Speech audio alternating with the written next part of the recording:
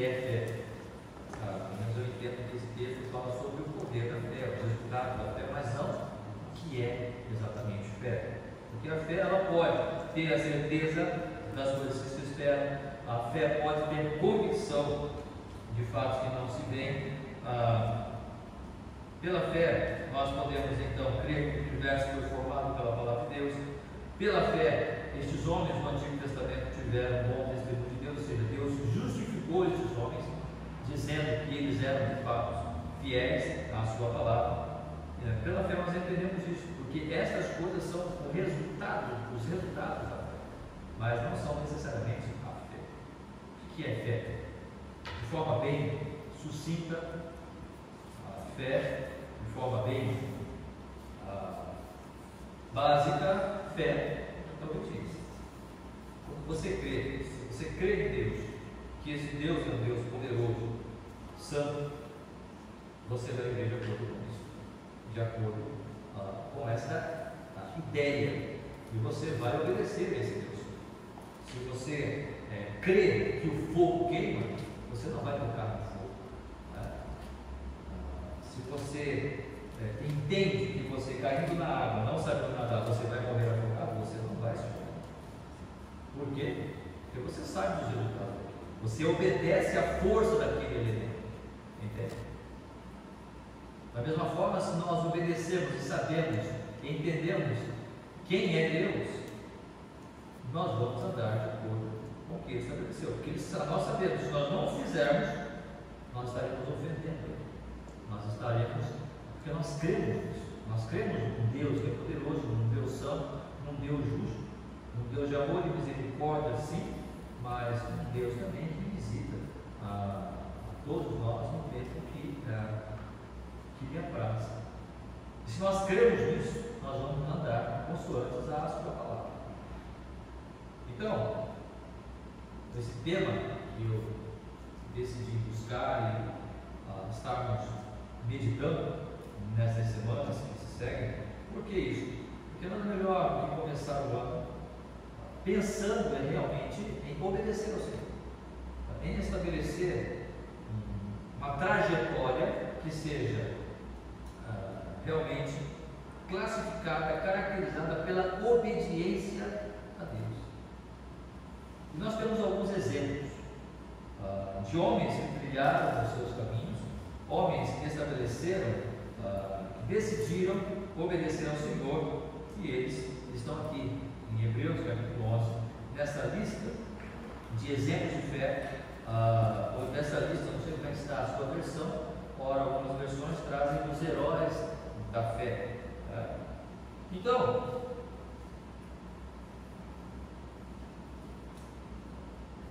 Hebreus capítulo 11, do verso 1 ao verso 3, vai dizer: ora, a fé é a certeza de coisas que se esperam, a convicção de fatos que se não veem. Pois pela fé os antigos obtiveram bom testemunho. Pela fé entendemos que foi o universo formado pela palavra de Deus, de maneira que o visível veio a existir das coisas que não aparecem. Então, o autor de Hebreus dá aqui uma introdução sobre fé, e ele passa então, a partir do versículo 4, a ilustrar essas proposições. Ele passa então a ilustrar isso que ele acaba de dizer, para que fique claro para nós que na fé não é tão somente uma coisa vazia, a fé não é tão somente uma coisa teórica, a fé não é para ser tão somente um sentimento e que eu me arrepio todo quando eu penso. Não tem nada a ver com isso. Eu posso me arrepiar o quanto quiser, eu posso ir a um culto e naquele culto eu me emocionar, eu posso ir a um culto e eu chorar, eu posso ir a um culto, aí ouvir aquela palavra, aquela mensagem e eu sentir que eu fui tocado por aquilo. Mas que diferença isso vai fazer na segunda-feira? Se foi só aquele momento para nós abraçarmos, chorarmos, que diferença isso vai fazer na segunda-feira? Isso é fé. Quando a palavra de Deus entra no meu coração, no seu coração, e ela transforma a minha vida a ponto de eu compreender aquela palavra que foi trazida, que foi falada, e eu dizer, eu preciso aplicar isso na minha vida. Não é porque o pastor falou, mas porque Deus falou, porque a palavra dele está falando.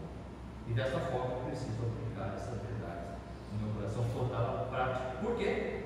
Porque eu creio. Por quê? Porque eu tenho fé e eu quero obedecer. A fé me leva a exatamente obedecer. E nós temos aqui como um primeiro exemplo dessa obediência, dessa fé, Abel. Pela fé, Abel ofereceu a Deus mais excelente sacrifício que Caim, pelo qual obteve testemunho de ser justo, tendo a aprovação de Deus quanto às suas ofertas. Por meio dela também, mesmo depois de morto, ainda fala. Então nós temos aqui um primeiro exemplo, a personagem que é Abel. Nós sabemos muito bem a história de Caim e Abel. Por isso nós vamos ter que voltar para Gênesis,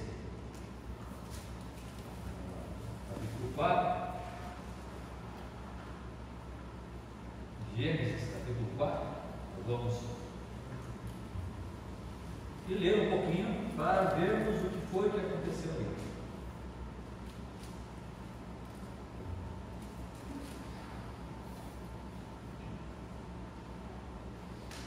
Depois então da queda de Adão e Eva,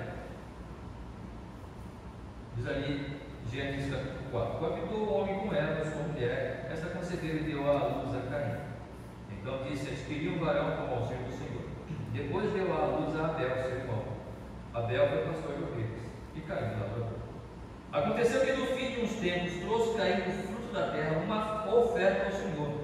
Abel, por sua vez, trouxe das primícias do seu rebanho da gordura deste. Agradou-se o Senhor de Abel e de sua oferta, ao passo que de Caim e de sua oferta não se agradou. Irou-se, pois, sobremaneira Caim, e descaiu-lhe o semblante.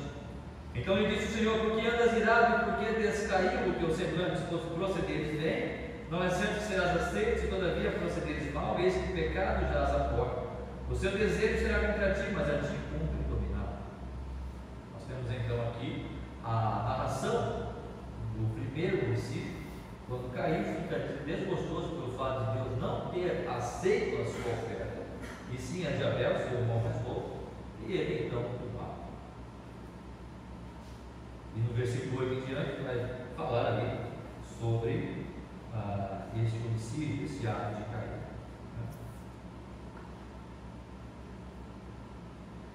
Por que Abel é colocado aqui como herói da fé?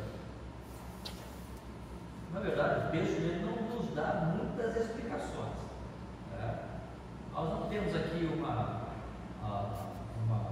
um texto onde coloca, ou Deus está estabelecendo quais eram os critérios para essas ofertas, para essas oferendas, né, que tanto Caim quanto Abel estavam oferecendo. Não sabemos como é que era a família Adão e Eva.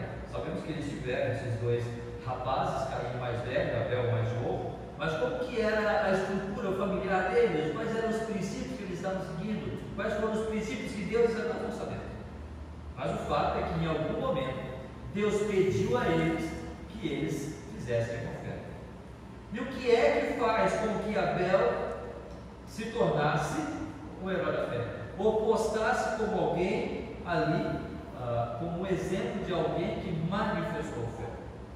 O segredo, para mim, está aqui no versículo 3 e 4, perdão. Aconteceu que no fim de uns tempos trouxe Caim do fruto da terra uma oferta ao Senhor.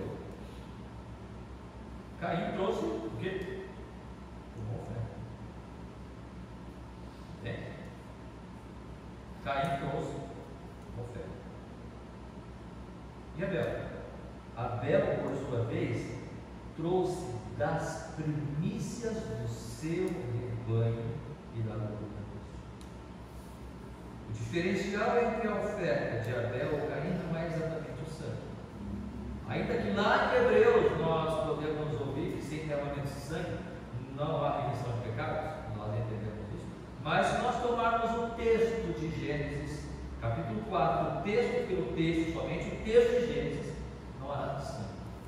O que diferencia a oferta de Abel e de Caim é que Abel trouxe das primícias, o que era mais gordo, o que era mais bonito, o que talvez tenha dado mais trabalho para Abel criar. Talvez aquela ovelhinha que estava ali, tão bonita, pronta para tirar a lã, aquela lã bonita, aquele animal vistoso, que ele podia talvez vender, não sei para quem ele ia vender, né? Só tinha Adão e Eva, caminha, pelo menos por enquanto, né? Mas enfim, ele podia manter ali como um troféu da sua produção, do seu trabalho. Mas ele decidiu que aquele melhor animal seria para o Senhor. Enquanto que Caim fez o quê? Ele trouxe, pegou umas frutas, umas laranjas, umas abacaxi, talvez tenha até um negocinho meio podre ali, tal. Ó Senhor, essa aqui é a sua oferta. Essa é a oferta do Senhor. Entende? Qual é a diferença entre a oferta de Abel e de Caim? E por que Deus aceitou a oferta de Abel e não a de Caim? Porque Abel deu do que ele tinha de melhor para Deus, enquanto Caim deu uma oferta, mas simplesmente uma oferta daquilo que tinha sobrado, daquilo que tinha bastante abacaxi lá, né? A pepino tem sobra, berinjela lá, deu muita berinjela esse ano. Vou dar umas berinjelas para você. Eu não imagino que Deus não tivesse aceitado as berinjelas ou os abacaxis de Caim, desde que fosse o melhor. Porque, até onde eu estou entendendo, sei que os irmãos me entendem, pelo texto de Gênesis, este é o fator que estava determinando a diferença entre a aceitação ou não aceitação de Deus às ofertas.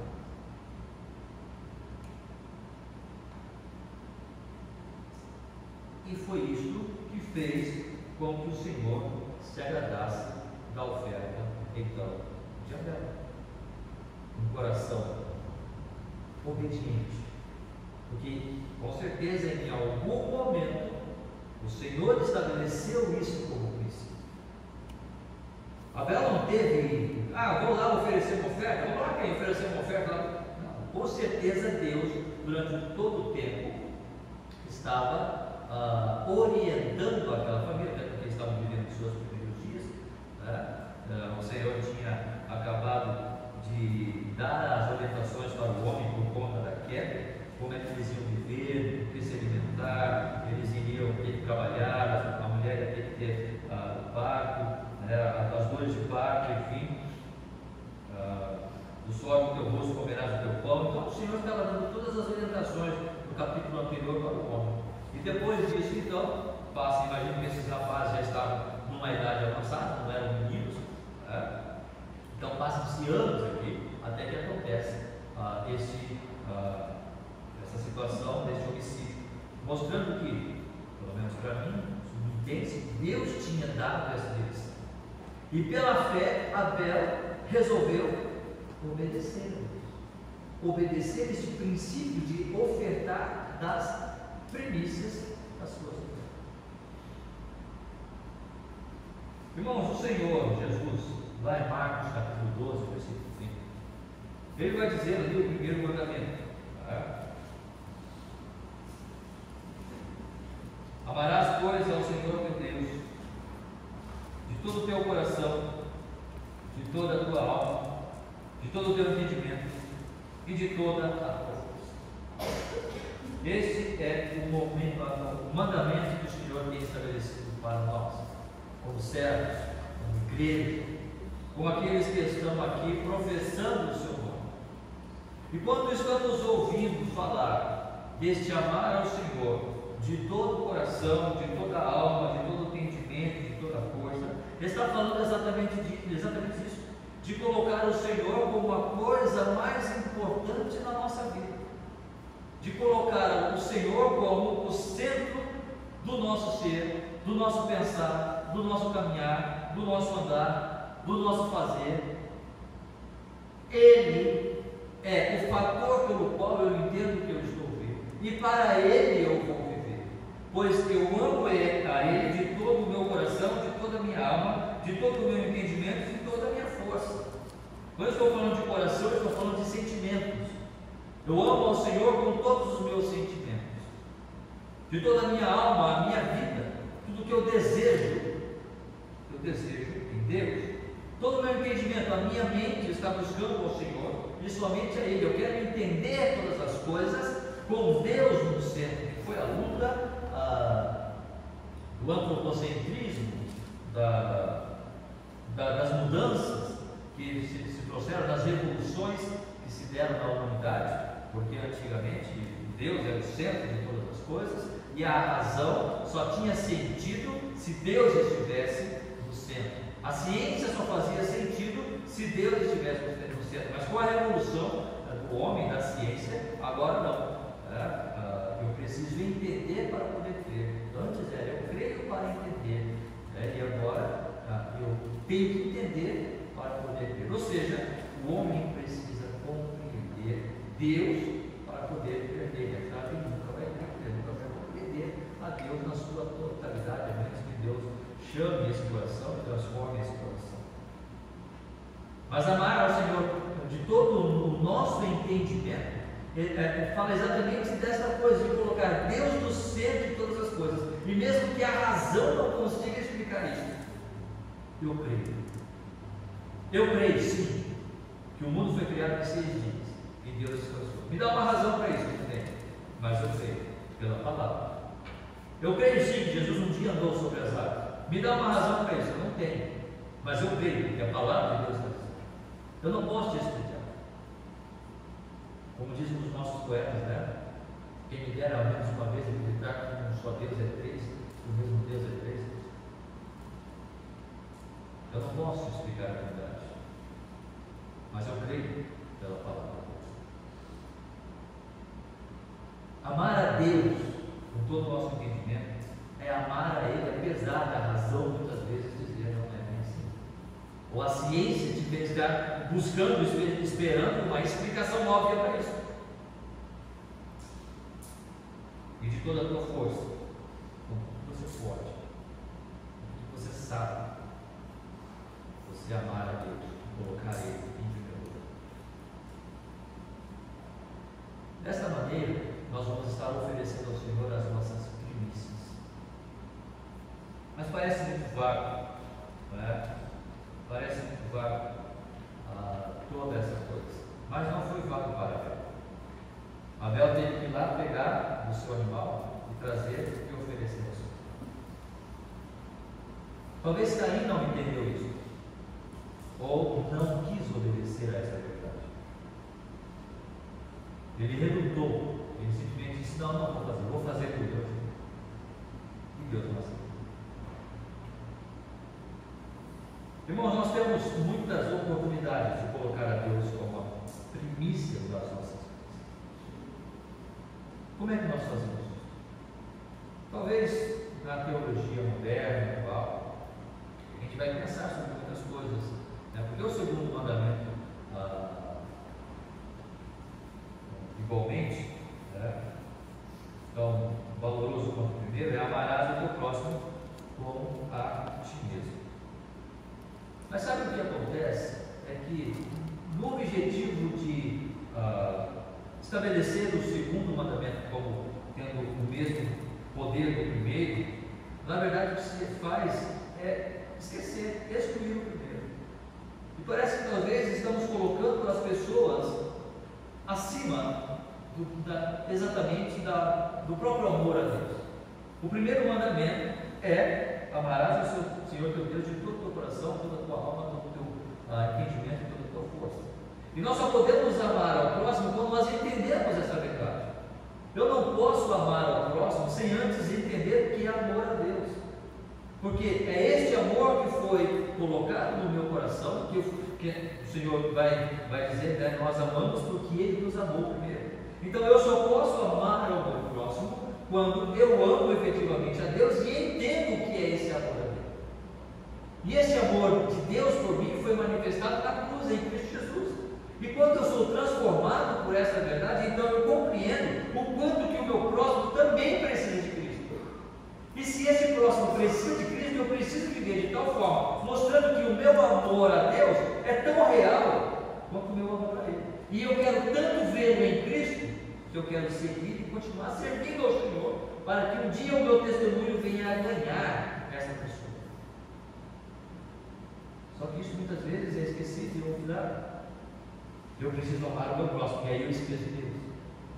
E eu preciso fazer o bem para o meu próximo. Eu preciso estar com o meu próximo. Eu preciso fazer boas obras para o meu próximo. Eu preciso ser simpático ao meu próximo. Esse meu próximo você pode entender quem quer que seja. Pode ser o seu vizinho, pode ser o seu amigo de trabalho, pode ser o seu pai, pode ser sua mãe, pode ser o seu filho. Todos esses são os seus próximos. São os nossos próximos. E quantas vezes nós pensamos e entendemos que talvez o meu amor, ou a minha estar com aquela pessoa é mais importante do que estar com Deus. E eu vou explicar isso melhor. Porque para Abel foi muito prático. Sabe qual que é o erro da nossa interpretação? Eu penso, pelo menos para mim, me debruçando aqui, pensando um pouco, eu pensei, mas como é que isso aconteceu? É claro que isso não aconteceu um dia. Não foi Abel, trouxe lá a sua oferta, Caim trouxe a sua, aí Deus aceitou de Abel, não aceitou de Caim, e aí Caim ficou bravo, chamou Abel lá para um campo lá separado, e lá deu uma pedrada, uma paulada em Abel e matou Abel, matou seu irmão. Claro que não foi assim. Os dois ofertaram, Deus aceitou de Abel, não de Caim. Voltaram para casa, talvez uma resenha em casa com seus pais, Adão e Eva, não sei onde está Adão e Eva, aqui para orientar os filhos, não sei onde é que eles estão. Mas enfim, com certeza eles retornaram. Mas como é que o senhor sabe? Porque não foi no momento, num simples momento que isso aconteceu. Se você olhar, por exemplo, no versículo 5, ao passo que Caim sua oferta não se agradou, final, irou-se por sobremaneira Caim e descaiu-lhe o semblante. Versículo 6, então lhe disse o Senhor: por que andas irado? Ou seja, Caim vinha a um tempo aborrecido e irado pelo fato de Deus não ter recebido sua oferta. Isso ele demonstrou para Abel na sua casa, na mesa de jantar, demonstrou para Adão e Eva. Talvez passaram-se alguns dias, talvez semanas, talvez meses, e o relacionamento deles estava quebrado.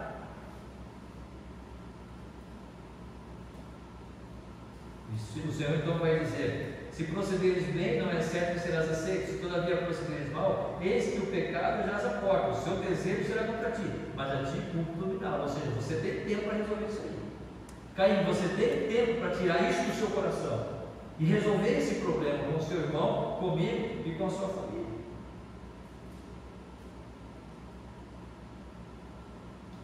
Percebe que a ação de Abel foi uma ação que gerou uma situação possivelmente de um desconforto familiar,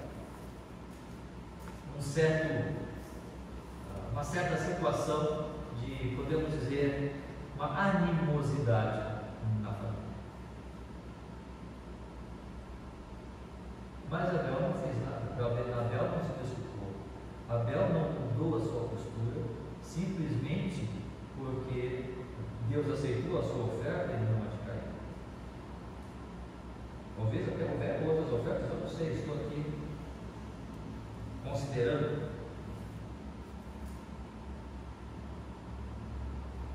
Portanto, quando nós resolvemos obedecer ao Senhor, pode ter certeza absoluta que muitas vezes esse passo de fé que damos é um passo que vai gerar animosidade dentro da nossa própria casa.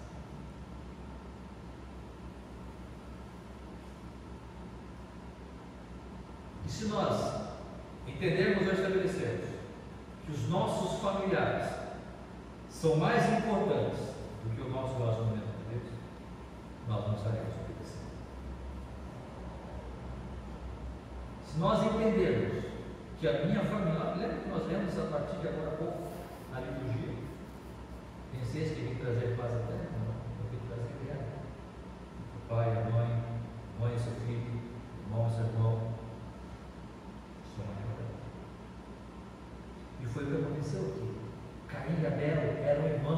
cresceram juntos, jogavam bolinha de gude juntos, estavam ali, FIFA, jogando juntos, ali cresceram juntos.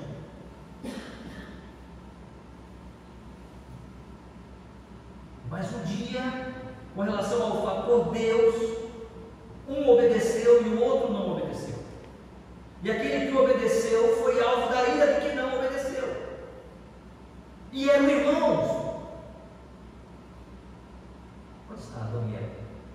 Não percebeu isso?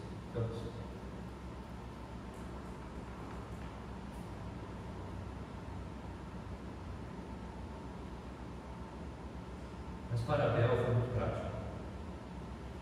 É uma coisa de viver com um irmão que estava querendo matá-lo e o fez.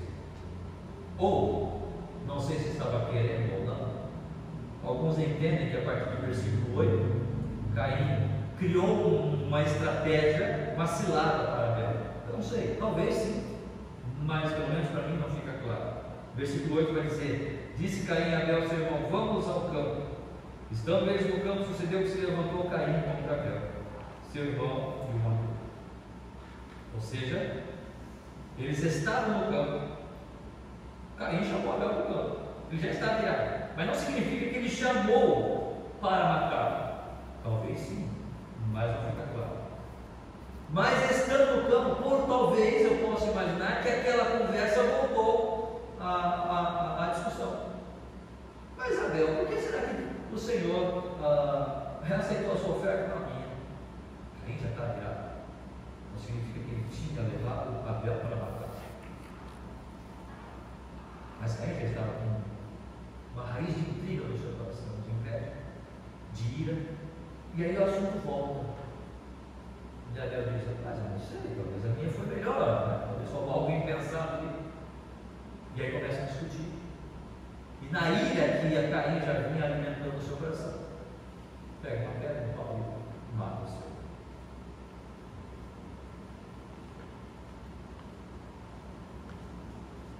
Mostrando, irmãos, que quando nós colocamos o Senhor como primícias da nossa vida, como em primeiro lugar da nossa vida, nós precisamos compreender que isso vai gerar animosidades, que isso pode acontecer, pode começar na nossa própria casa.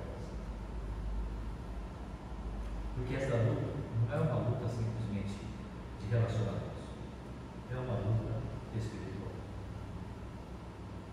E como é que nós vemos isso de forma prática? Como é que nós percebemos isso de forma prática? O Senhor Jesus Cristo vai dizer: buscar coisa em primeiro lugar, nós cantamos há pouco, o reino, o seu reino, e a sua justiça. E todas as outras coisas serão acrescentadas. Buscar coisa em primeiro lugar, o seu reino e a sua justiça. O reino de Deus. Aonde está o reino de Deus?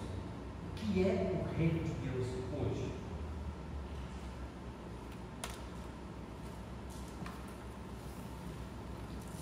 Esses dias eu estava validando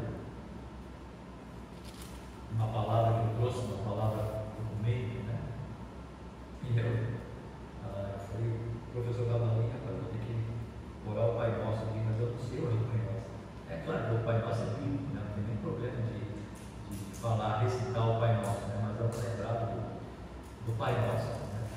Quando a gente não é acostumado a recitar o Pai Nosso. Mas o que diz o Pai Nosso, né? O Pai Nosso que está no céu, santificado seja o teu nome. Venha a nós o nosso reino. Parei, isso aqui é uma, né? Venha a nós o nosso reino. O que é o reino de Deus?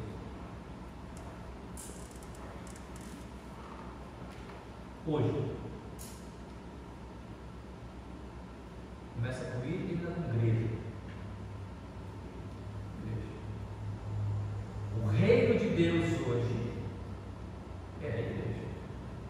Buscar coisa em primeiro lugar, o seu reino. Nós entendemos que queremos chegar. A igreja tem sofrido porque em muito estamos colocando outras coisas em primeiro lugar e não estamos dando as nossas primícias ao Senhor. Viver pela fé é colocar o Senhor em primeiro lugar. E se a igreja, apesar dos seus efeitos, apesar dos seus erros, apesar das suas falhas, e se a igreja de Cristo hoje na terra é o reino de Deus representado, o quanto nós estamos fazendo em entregar as nossas primícias ao Senhor. E quando eu falo entregar as nossas primícias, eu estou falando do quê? Eu estou falando dos meus talentos. Eu toco muito bem, mas eu toco melhor lá fora. Aqui, quando me sobra um tempo, dou uma ensaiadinha. Nos meus bens, eu faço o que eu tenho que fazer. Se sobrar alguma coisa, eu dou uma oferta. Eu tenho tempo para tudo. Se sobrar tempo, eu vou para a igreja. Se não, não vou. Família. Eu tive uma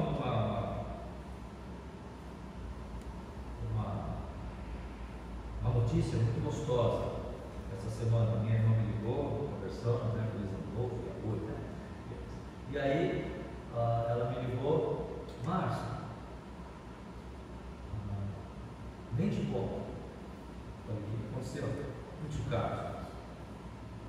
O que foi? Ele está indo na igreja, Márcio. O tio Carlos indo na igreja? Sim, está indo na igreja. Não é possível. Espírita, a minha avó tinha livros de magia negra, coisa pesada, e meu tio era complicado. Não era só espírita, não, tinha umas ideias, umas coisas bem complicadas. Eu cresci com ele, nunca imaginei que aquele homem um dia iria à igreja. Mas sabe, um dia, eu estava acho que uns 10 anos sem ver, acho que eu estou mentindo, 10 anos, foi da segunda vez, né? Quando nós morávamos no Brasil, fazia uns 5 anos que eu não vi o meu tio. E meu tio chegou. Eu era jovem. E ele chegou. E ele chegando, eu estava pronto para ir para a reunião dos jovens. Eu disse, tio, como o senhor está aqui? Prazer. Mas tio, o senhor me desculpa, mas eu tenho uma programação com os jovens. Eu sei que ele não gostou. Ele odiou a minha atitude. Ele odiou a minha postura, porque eu deixei ele em casa. Porque o que eu deveria fazer dentro de uma ideia socialmente aceitável? Ligar, tinha WhatsApp, né? Mandar uma mensagem aos jovens: não vou poder hoje, meu tio chegou aqui, faz 5 anos que eu não vejo ele. Eu preciso dar ali atenção para o tio. De jeito nenhum eu vou fazer isso. Se ele quiser ir à igreja comigo, tio, está convidado. Eu não ia, porque era jovem, né? Mas tio, quiser ir para a igreja comigo, vamos. O meu tempo com o Senhor é o meu tempo com o Senhor e o meu tempo com os meus irmãos. E eu não vou perder isso por nada. Eu amo o Senhor, meu tio. Mas na hora que eu voltar da igreja, então eu vou te abraçar e nós vamos conversar. Mas eu não vou perder o meu tempo que eu combinei e eu estabeleci com os meus irmãos para o meu louvor a Deus. Porque Deus é a primícia da minha vida. E sempre será, eu espero. Meu tio está em igreja. Eu não precisei ficar. Eu não sei se ele está aqui pelo meu testemunho ou não. Eu sei que eu não precisei ficar. Eu obedeci. E em obedecer, eu disse, Senhor, abençoa meu tio. Olha para ele. Eu não posso fazer nada. Mas que o meu testemunho possa mostrar que eu amo ao Senhor mais do que a Ele. Porque se eu ficar em casa, eu vou dizer para Ele, eu amo o Senhor mais do que o meu Deus. E Ele vai indagar, mesmo que inconscientemente falando, que amor é esse que você está professando pelo seu Deus, se eu estabeleço para onde você vai e para onde você deixa de ir.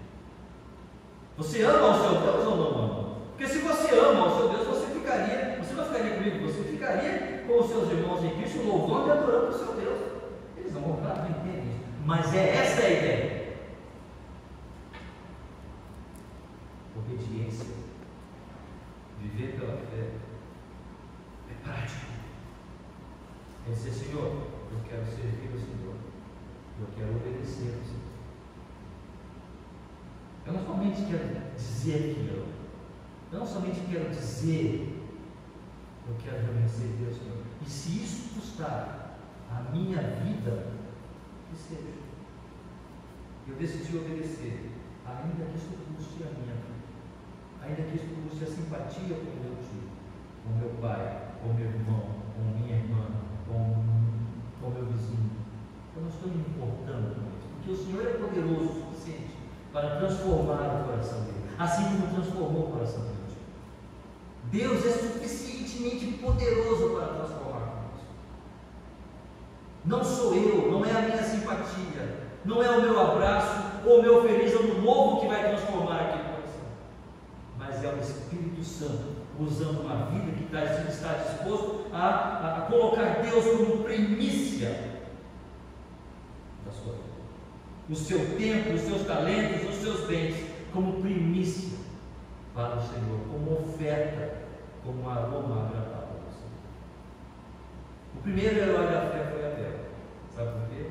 Porque ele resolveu obedecer ao Senhor. Nada. Nos dias de hoje, irmãos, o reino de Deus é a igreja. Não adianta nós isso. E claro que eu não estou dizendo que se você não vier na igreja, você perdeu a salvação. Ou se você está no rol de membros, está tudo certo. Não, não é isso que eu estou dizendo. Mas quando nós amamos ao Senhor e queremos colocar Ele como primícias da nossa vida, é claro que eu vou buscar a igreja. É claro que eu vou levar com seriedade o meu relacionamento com os meus irmãos e os meus talentos que Deus tem me dado para servir na igreja. Eu já tenho ouvido coisas do tipo: eu não preciso ir à igreja para estar bem com Deus. Isso é mentira. É coisa que Satanás está colocando no coração das pessoas. Edificarei a minha igreja e as portas do inferno não prevalecerão contra ela. Como é que você vai provar que você ama a Deus se você não está servindo na igreja, se você não está crescendo, se você não está desenvolvendo os seus dons e talentos, se você não está sendo trabalhado juntamente com os seus irmãos? De que maneira Deus vai usar você? Você acha que Deus vai trabalhar com você ou na sua vida, tratar aquelas arestas que precisam do seu coração, no seu trabalho? Tem um monte de incrédulos, não vai, é junto com os seus irmãos. É aqui que nós vivemos a luta. É nesse ambiente que nós estamos sendo atacados constantemente por Satanás. Não é lá no mundo. Lá você não vai ser atacado por Satanás. Lá o Satanás já está. É aqui que Deus vai atacar. O perdão que Satanás vai atacar. E é aqui que nós precisamos de Deus, da graça dele, da misericórdia dele, para que através da igreja, esta agência que Deus tem criado, nós sermos edificados, nós aprendemos e nós saímos e encontrarmos forças, renovarmos as nossas forças para viver mais um ano, o ano de 2025, na graça e misericórdia do Senhor. É aqui onde nós estamos ouvindo a palavra. É deste contato, desta comunhão que nós precisamos para encontrarmos forças, renovarmos as nossas forças para a semana e para o ano.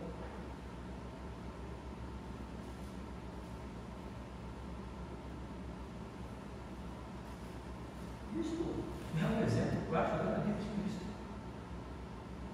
Abra em Marcos capítulo 4, versículo 21. Marcos 4, 21.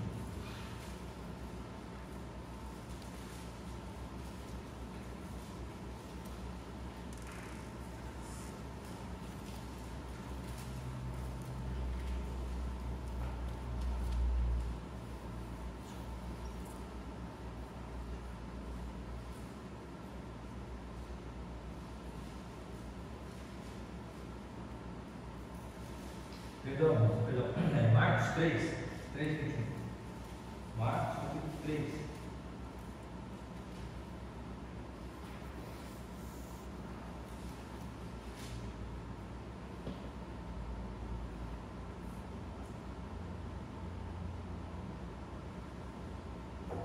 Marcos 3, 21. E quando os parentes de Jesus ouviram isso, ouviram o que ele estava fazendo, o seu ministério, né? E quando os parentes de Jesus ouviram isso, saíram para o prender, porque diziam que estava fora de si. Ou seja, os parentes de Jesus achavam que ele estava louco, Os parentes de Jesus não entenderam o que ele estava fazendo, qual era o seu ministério, o seu trabalho. E quem eram esses parentes? O versículo 31 vai dizer: nisto chegaram sua mãe e seus irmãos, e tendo ficado lá de fora, mandaram chamá-lo. Sua mãe e seus irmãos achavam que Jesus estava morto. Os nossos parentes não entendem isso. muitas vezes vão achar que nós somos justos. Estou preocupado com isso. Minha preocupação é servir a Deus. E este Deus ao qual eu sirvo é poderoso para, através do meu testemunho, transformar aquele coração.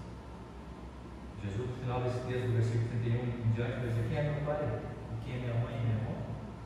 Versículo 35: portanto, qualquer que fizer a vontade de Deus, esse é meu irmão, minha irmã.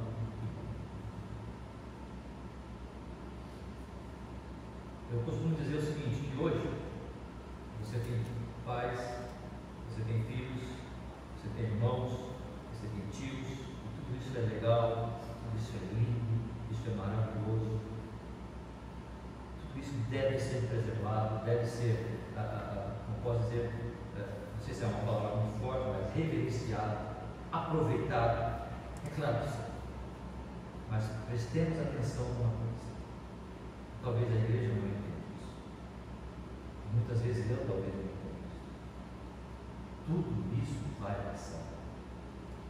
O seu pai lá no céu não será seu pai, a sua mãe lá no céu não será sua mãe, os seus filhos lá no céu não serão seus filhos, o seu esposo, sua esposa lá no céu não serão esposo e esposa. Nós seremos todos irmãos em Cristo, daqueles que estiverem lá. Portanto, a família é algo terreno, algo que Deus estabeleceu ou permitiu para o nosso desenvolvimento social e até o nosso desenvolvimento espiritual. Mas quando estivermos lá nos céus, não permanecerá a família. A única coisa que permanecerá o que é? A igreja. É a igreja que vai permanecer, porque lá todos seremos irmãos em Cristo. Não estou dizendo para nós arrumarmos briga com os nossos parentes, não é isso. Eu estou dizendo para que eles não se tornem as coisas mais importantes da nossa vida. Estou dizendo para que eles não se tornem, não estejam no lugar de Deus na nossa vida, no centro do nosso coração. Precisamos amá-los, porque eles talvez precisam de Cristo, precisam de salvação. Mas Ele não vai se salvar por você. Ele vai salvar-se quando, entre outras coisas, Deus usar o meu e o seu testemunho, entendendo Ele que nós amamos a Deus assim de todas as coisas. Aí sim. E a igreja está com isso. Nosso tempo para a igreja. Nosso doarmos à igreja.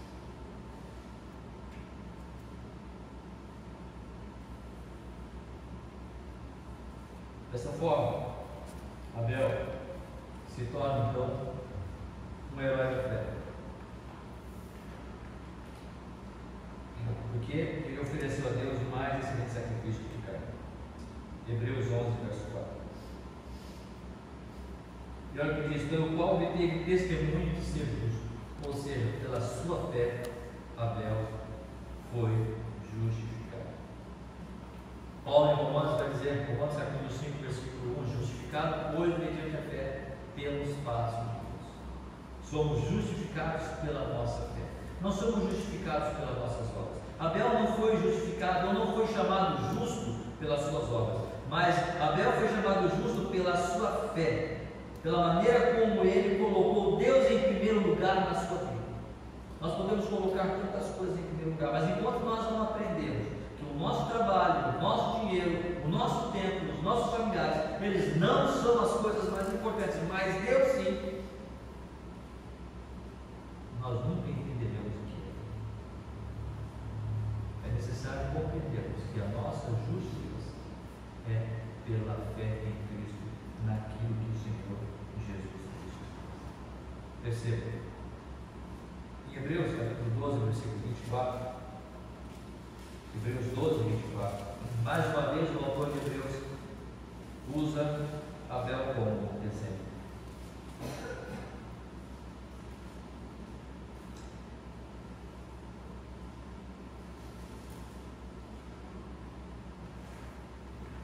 Vamos ver a partir do versículo 21. Na verdade, de tal modo era horrível o espetáculo que Moisés disse: sinto-me aterrado e tremo. estava falando ali, quando Moisés vai ao monte, né? E ninguém era permitido chegar no monte, ou tocar no monte, não poderia. Aquele momento trouxe um tremor, um temor tão grande às pessoas que ali estavam. O versículo 22 então vai dizer: mas tendo chegado ao Monte Sião e à cidade de Deus, ou seja, aquilo lá que aconteceu era terrível. Moisés disse: olha, eu estou aqui, esse espetáculo, eu estou aterrado com esse espetáculo. Mas o que nós temos agora na igreja é algo muito superior. O véu se rasgou. Nós podemos entrar na presença de Deus e podemos ver o poder de Deus. Versículo 22 então vai dizer: mas tendo chegado ao Monte Sião e à cidade de Deus vivo, vocês estão entrando em coisas muito maiores do que aquilo que o povo de Israel viveu no deserto. A Jerusalém celestial, e a incontáveis hostes de anjos, e a universal assembleia, e a igreja dos primogênitos, a rolar nos céus, e a Deus, o juiz de todos, e aos espíritos dos justos aperfeiçoados. Versículo 24: e a Jesus, o mediador da nova aliança, e ao sangue da aspersão, que fala coisas superiores ao que fala a própria fé. O que significa isso? Depois que Caim matou Abel, Deus vai dizer: o sangue do teu irmão clama até. Ou seja, o sangue do teu irmão precisa ser cuidado. O sangue derramado do teu irmão precisa de uma justiça. O Caim é um errante pela terra, uma marca que Deus colocou nele para dizer: você fez isso e você não pode ficar aqui, você não pode sair disso. Mas mesmo que Abel fosse inocente nesse caso, o sangue de Abel não poderia salvar o seu irmão Caim, por mais que Abel fosse justo, porque o sangue de Abel é pequeno. Mas em Cristo nós falamos de coisas superiores. E ao olharmos para a obra de Cristo na cruz do Calvário, nós só podemos dizer uma coisa: Senhor, eu quero obedecer ao Senhor, eu quero crer no Senhor, eu quero entregar a Ti a minha vida, para que o Senhor a dirija, e eu quero colocar o Senhor como a coisa mais importante da minha vida, porque eu entendo exatamente o que o Senhor fez na cruz do Calvário, e eu quero servi-lo com todas as minhas forças, porque o sangue de Cristo derramado na cruz do Calvário é superior ao sangue de Abel. E o sangue dele sim pode salvar àqueles que obedecerem, àqueles que olharem para Cristo, e àqueles que disserem: eu quero que tu seja Senhor, eu quero que tu seja Senhor do meu ano, desde 2025, eu quero que o Senhor seja Senhor desta igreja, eu quero orar por isso, eu quero crer nisso, eu quero que o Senhor seja a primícia da minha vida, do meu tempo, dos meus talentos, dos meus bens. Não é o que me sobra. Tá qualquer coisinha lá? Vou lá tocar um negocinho. Pastor Paulo. Vamos na igreja hoje lá? Não foi a vez inteira? Vamos lá na igreja. Não. Esse é o meu tempo com Deus. Esse é o meu tempo com Deus. A menos que haja uma doença, a menos que haja uma coisa muito séria, a menos que haja realmente. Existem situações que nos impedem de chegar. Como o Fernando não foi vir, por causa do carro, foi quebrado, então um modo de locomoção, não tem como chegar, nós entendemos isso, mas tem coisas que dá para a gente dizer não, mano. Tem coisas que dá para a gente dizer não, tem coisas que dá para a gente fazer um esforçozinho, tem coisas que dá, não, eu quero servir ao Senhor, sim, eu quero estar com Ele, eu não sei, nem que seja só por meia hora, nem que seja só por uma hora, mas eu quero estar com os meus irmãos, eu quero servir ao Senhor, eu quero colocar Ele como primícia das minhas vidas, ou não. É você crescer, sou eu obedecer ao Senhor neste ano de 2025. Irmãos, não adianta nós desejarmos coisas, ainda que eu sei que isso é socialmente aceitável, desculpa, mas que nós não estabelecemos Deus como primícia da nossa vida, esse ano não será feliz. Este ano não será feliz. Se nós não mudarmos os nossos olhos, se nós não mudarmos as nossas prioridades, esse ano vai ser como 2024, como 2023, como 2022, vai ser mais não. Mas nós não vamos ver pessoas se convertendo, nós não vamos ver o Senhor agindo em nosso meio, Nós não vamos ver o Senhor trabalhando, o Espírito Santo transformando vidas, transformando almas, porque é isso que eu quero. Eu não quero dinheiro, não quero carro, não quero nada, não é isso que eu quero. Eu quero ver o reino de Deus crescendo. E como é que nós fazemos isso? Colocando o Senhor como primícia, ainda que eu corra risco de vida, ainda que custe a minha própria vida, como custou a vida de agora. Mas que a minha vida seja para proclamar o Evangelho de Cristo a todos aqueles que estão comigo lá. Irmãos, entre os heróis da fé nós temos Abel, porque ele ofereceu a Deus um sacrifício mais excelente do que Caim. E esse sacrifício foi oferecer o que de melhor ele tinha. O que de melhor ele tinha. Lembra da senhorinha que ofertou?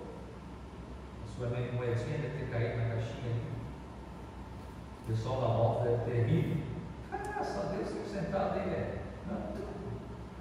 Jesus disse que ela deu mais do que tudo, porque ela deu tudo o que tinha. Deu tudo o que tinha. Quantas vezes nós queremos ofertar, mas tem tantas coisas que nos prendem, que nós precisamos ter, que vai ficar tudo. Nada disso vamos dar. Mas que o sangue do Senhor Jesus Cristo possa falar aos nossos corações, possamos olhar para o seu sacrifício, para o seu trabalho, e oferecer não só 5 centavos, 10 centavos, R$1.000, R$2.000, isso não é coisa. Oferecer a nossa própria vida. Todos aqueles que estão à nossa volta, vão perceber o quanto nós amamos a Deus, o quanto nós amamos as primícias do nosso vida. Que Deus nos abençoe. Vamos orar? Terminar o nosso culto dessa noite. Muito obrigado, Senhor, pela tua palavra, pela vida de Abel, que demonstrou a sinceridade, a obediência, que demonstrou a Deus desejo mesmo de servir ao Senhor, ainda em tempos arcaicos, tempos rústicos, com aquela oferta do seu rebanho, mas sabemos, a Deus, que a tua palavra, que era das primícias, ou seja, era algo importante para ele. E por isso que ele foi. Que o exemplo de Abel fale aos nossos corações. E que o sangue de Cristo Jesus, que é superior ao sangue de Abel, possa transformar nossas mentes e corações, a ponto de nós oferecemos as nossas vidas para a honra, louvor e glória da nossa Deus. Muito obrigado, Senhor. Eu oro, peço a tua graça e a tua direção. Faço isso em nome de Cristo Jesus. Amém. Uma boa noite, irmãos. Deus